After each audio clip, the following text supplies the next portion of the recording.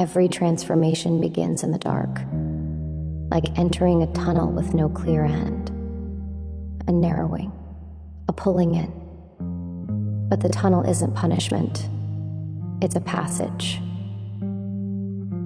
Before you emerge, you must descend, not down into ruin, but into truth.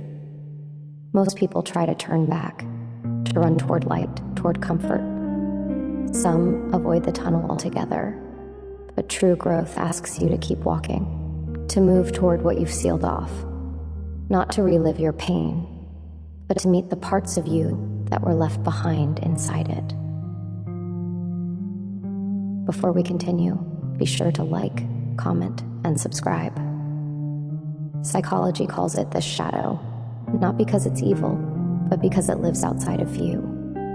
The shadow is everything you were taught to hide, everything that once felt too dangerous to be seen. It's your rage, your sadness, your longing, your need for love, your need for control.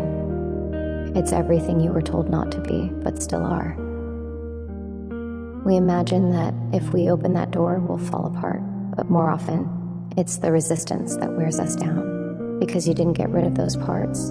You just exiled them, sent them into the dark so you could survive, so you could be safe, be good, be loved.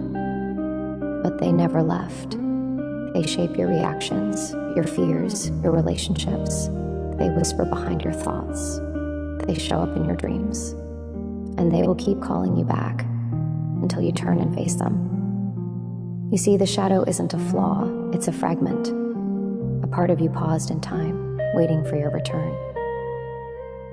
Maybe it's the child in you who wasn't allowed to cry, who learned early that softness was unsafe, or the teenager who smiled through the ache because no one noticed they were breaking. Maybe it's the version of you who was told to shrink, to be quiet, to behave, or the one who fought to be heard and was punished for it.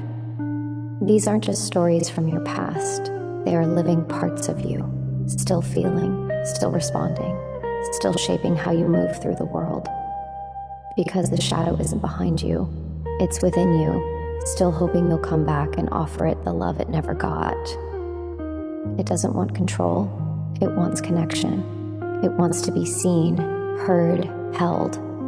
Only then can it soften. You must understand that the tunnel is not linear. It spirals, loops, stretches time.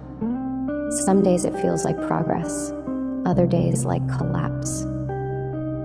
But the only way out is through.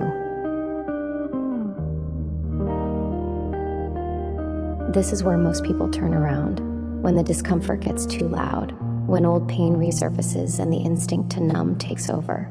But that's the edge. That's the threshold. And if you can stay even just a little longer, you'll notice something. The shadow isn't trying to destroy you. It's trying to free you from the performance of being okay. You were never meant to carry your darkness alone. You were meant to integrate it, to learn its language, to let it show you who you are beneath the version of yourself you built to survive. And that's when the tunnel begins to widen. Not with blinding light, but with the first clean breath you've taken in ages. You notice space in your chest, steady ground under your feet, a calm pulse where panic used to live. Not because you escaped the darkness, but because you stopped fearing it, because you sat with it long enough to see it wasn't a threat. It was just a part of you still asking for love. It was a part of you that needed you. You see, healing isn't rising above the pain. It's expanding wide enough to hold it. It's not becoming someone new, but reclaiming parts of yourself you once abandoned. You realize, I'm still here, I'm safe.